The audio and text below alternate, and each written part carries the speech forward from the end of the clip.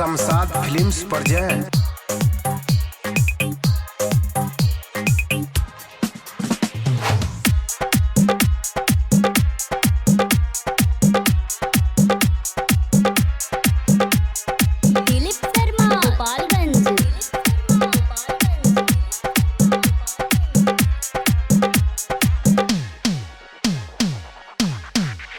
बिना बोलले बती अइले रे, मुहबा फेरी के गइले रे।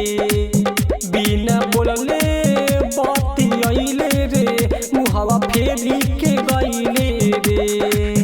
नाही पूछले ते हमारी हाल के, भइल बानी हम बेहाले रे। कैसे बेरहम हो गइले रे।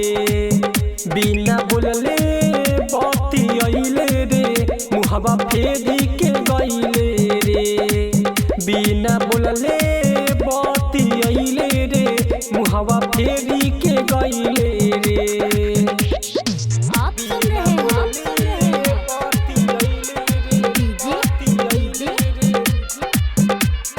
दिलीप शर्मा को गोपालगंज।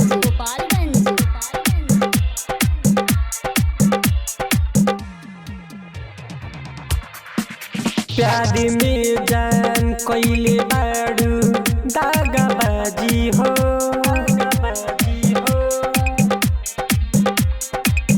तोहर याद जानी हमके जिए ना दी हो। खाई के क्रिया तू कहलू साथ छोड़ब ना, कैली बराबाद बड़ी ससुरा आबाद ते ई का कैली रे। बिना बोलले बती अइले रे, मुहबा मोड़ी के गइले रे। बिना बोलले बती अइले रे, मुहबा मोड़ी के गइले रे। बिना बोलले बती अइले रे, मुहबा मोड़ी के गइले रे।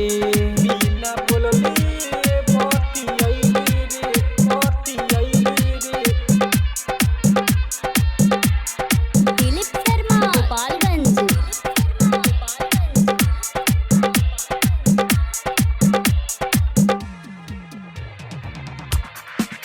मनी हे ना मतलबी मुन्ना अइहे हो।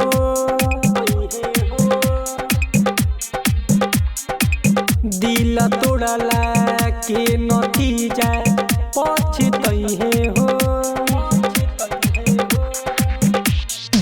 गौतम गजब ना भूलइहे बेवफाई तो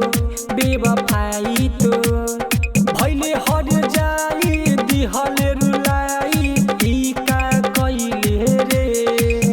बिना बोलले बती अइले रे, मुहबा फेरी के गइले रे।